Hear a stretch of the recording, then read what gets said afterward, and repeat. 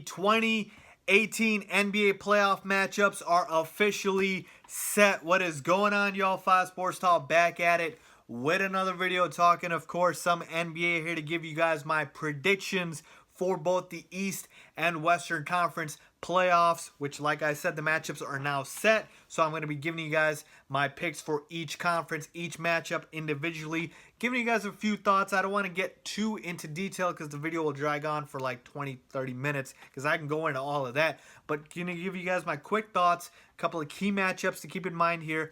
And then I will bring you guys also another video where I'm going to be giving you guys my predictions for the entire playoffs. This is just going to be for the first round for the Eastern and Western Conference. So with that being said, make sure you guys are subscribed to the channel. If you guys are new, go ahead and turn on post notifications. A lot more a lot more NBA content to be coming shortly. I also do NFL on this channel if you guys don't know. So go ahead and hit that subscribe button. You guys are not going to regret it. But with that being said, let's get started. Let's talk NBA. Let's go. So, as I mentioned before, I will be starting in the Eastern Conference first with the Toronto Raptors, the number 1 seeded Toronto Raptors, taking on the number 8 seed, the Washington Wizards. Look, I don't want to be too suspenseful here. Actually, I'm not going to be suspenseful. I have the Raptors winning this matchup, and I have them winning it pretty handily in 5 games. Look, the Toronto Raptors have been getting a lot of flack over the past couple of seasons because they get to the playoffs and they flame out, okay? But this Raptors team, I believe, is a little different, okay? I like their bench this year. I've talked about them a lot in terms of their bench depth. I think it is arguably the best in the league. Fred VanVleet has been a revelation for them. Delon Wright is nice. I like Jakob Poeltl. This is the bench we're talking about here. I didn't even get to DeMar DeRozan, Kyle Lowry, and, of course, their starters. So I just think the Raptors have been very consistent all year, and the Wizards have been the complete opposite. They have been anything but consistent. They have been very inconsistent. John Wall has been in and out of the lineup. He's not 100%. He's still catching his stride. Bradley Beal has had some good stretches. Marcin Gortat has been not the same player he once was. Like I said, they have been inconsistent. I like the Toronto Raptors. They're just too good defensively, and they're too good in their depth.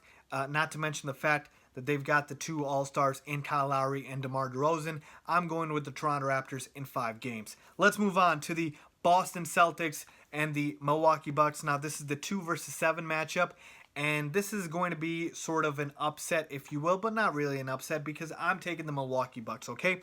Look, I know the Celtics are the number 2 seed, but we all know Kyrie Irving is out, okay? And here's the rule with the NBA. The NBA, out of all the leagues, it seems to be the most predictable. Why? Because you win when you have the better players, okay? And the Milwaukee Bucks, even though they're the 7th seed, they have the better players now that the Celtics don't have Kyrie Irving, okay? Yes, I know Jaylen Brown is good. Jason Tatum's had a good rookie season. Al Horford is still, a borderline all-star center. But the Milwaukee Bucks have underachieved, really, this season. And they should be a lot better than the record indicates. Now, they fired Jason Kidd. We all know that. And so they have not had sort of I would say, cleanest season, if you will, in terms of the chemistry. You've had Jabari Parker coming back. You've had a lot of things going on with the Bucks, okay? But, like I said, this team still has a lot of talent on this roster. We'll start with the Greek Freak. Like I said, he is, of course, a top 5, top 7 player in the NBA, arguably. Then you've got Jabari Parker, who's made great strides since coming back. He's going to be a weapon, folks, coming off the bench or starting. I don't know what they're going to do with Jabari. He's been coming off the bench, but if he starts, look out. John Henson's been solid. Eric Bledsoe, since they acquired him from the Suns, he's been very good. So this team, and I forgot to mention Chris Middleton as well. He's solid as well. So this team has a lot of talent. They just have underachieved, and now they smell blood. With Kyrie Irving out, the Celtics just don't have as much star power as the Milwaukee Bucks do. I think this is the upset that happens. But like I said, it's not really an upset because, like I said, the Bucks roster without the Celtics having Kyrie Irving, I think it's a little bit better. I'm taking the Bucks in 6. It'll still be a difficult out for Milwaukee because the Celtics are still a very good defensive team. But like I said, they have the talent to do it. I'm taking Milwaukee Bucks in 6 games. So let's move on to the next matchup, the 76ers versus the Miami Heat. So this is the 3 versus 6 matchup. And no Joel Embiid. Is he playing for the first round? We don't know yet. Now, he should be back. But the latest I heard is he might miss game one. So let's say Joel Embiid misses game one.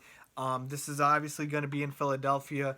Sixers should still be able to win that. Now, if Joel Embiid does come back and he's hobbled in any way, shape, or form, I think this spells trouble for Philly. Now, I'm not going to pick against them in the series. I will take Philadelphia in this series. But it's going to be a very tough 7-game series, okay? I'm doing it, folks.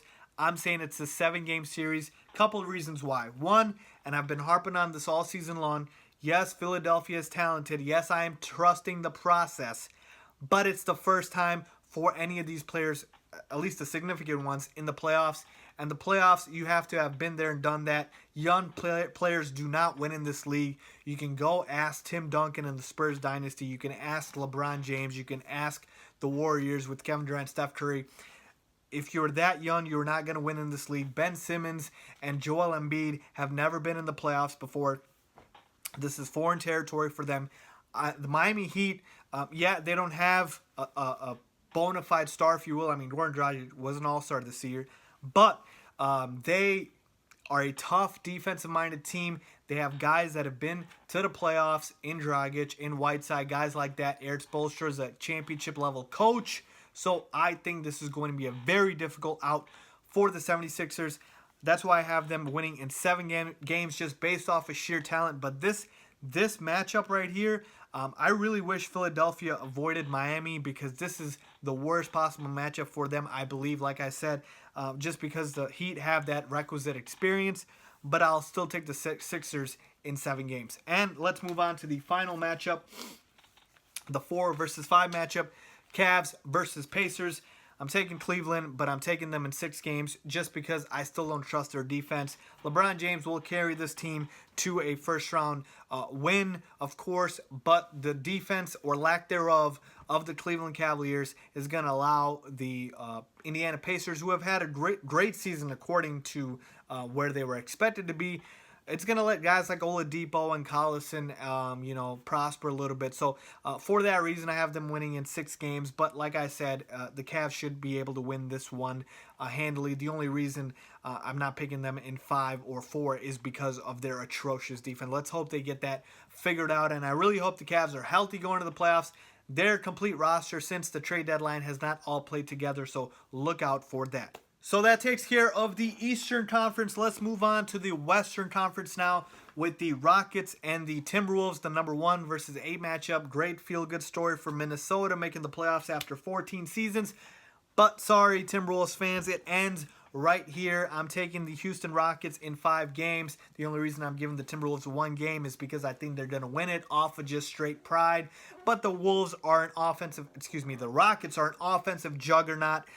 You're not going to be able to contain them. I'm taking the Houston Rockets in 5 games, okay? Let's move on to the Warriors versus Spurs.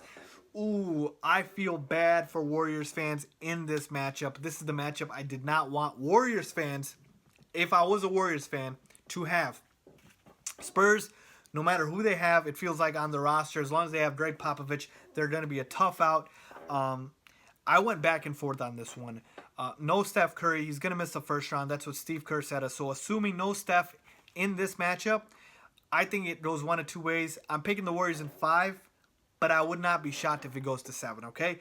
Look, the Spurs, like I said, are always going to be a tough out with Greg Popovich, and it just feels like the Warriors are having some issues right now just with adjusting to life without Steph Curry, okay? Do you really trust Quinn Cook, who has not had any experience? Draymond Green has not played well as of late. Kevin Durant has had his struggles as well. And I just believe the Spurs will be able to win their home matchups in this one. So it's basically both teams will win their home matchups. So somebody is going to have to win on the road. And honestly, man, it is hard for me to see this Warriors team win on the road just based off of sheer talent. I have to pick the Warriors because this would be an upset to say the least. And we didn't even mention, or I should say I didn't even mention the fact about Kawhi Leonard. Will he make a surprise appearance, okay?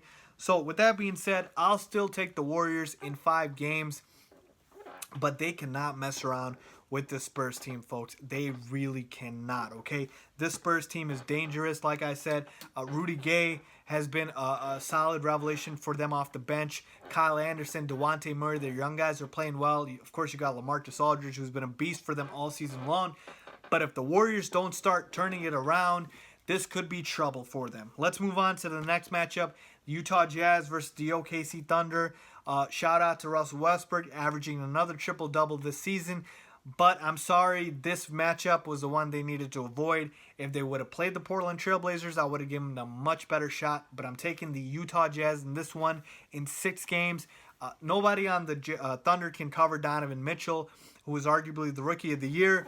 The Jazz are just a tough team, man. They're tough out. They're a tough defensive-minded team. Quinn Snyder could arguably be Coach of the Year. You got the arguable Defensive Player of the Year in Rudy Gobert. A deep team with the Utah Jazz. Ricky Rubio is having a good season. So like I said, everything right is going for the Jazz. And the Thunder have been underwhelming in terms of where they were expected to be.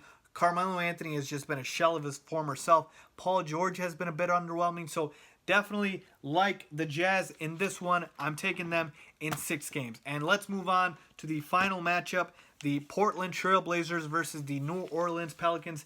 I'm taking the Blazers in 5, folks. Look, Anthony Davis will win his first playoff game. He'll get a game in this series, but that's it because the Pelicans' defense is atrocious, okay? If they had Boogie Cousins, I would have definitely considered maybe picking them to even win this series, definitely picking them to win more games. But I just can't see it. The Blazers have been a lot more consistent all season long. Damian Lillard's been a borderline MVP candidate. Hell, he has been an MVP candidate. CJ McCollum's doing his thing. Yusuf Nurkic down low has been a beast. So they definitely have the requisite pieces to throw at the Pelicans, who really don't have really good defensive players to stop anybody on the Portland Trailblazers. So really it's just going to come down to that. Both teams can score, but who can stop the other? I'm taking the Blazers to be able to stop the Pelicans versus the other way around. So there you have it, folks. Those are my playoff predictions. So in conclusion, to recap, I'm taking the Raptors in 5, the Bucks in 6, the Sixers in 7, and the Cavs in 6. And in the West, the Rockets in 5, the Warriors in 5, the Jazz in 6, and the Blazers in 5. So let me know what you guys think. Again, I might come out with a little bit more detail in terms of another video, but that one will determine the entire playoffs, who I have winning the championship, okay? So look out for that. With that being said, let me know what you guys think. Leave your matchup predictions down below. If you agree with me or disagree, make sure you follow me on my social media. Links down below for both of those. As always, don't forget to subscribe. Thanks for watching.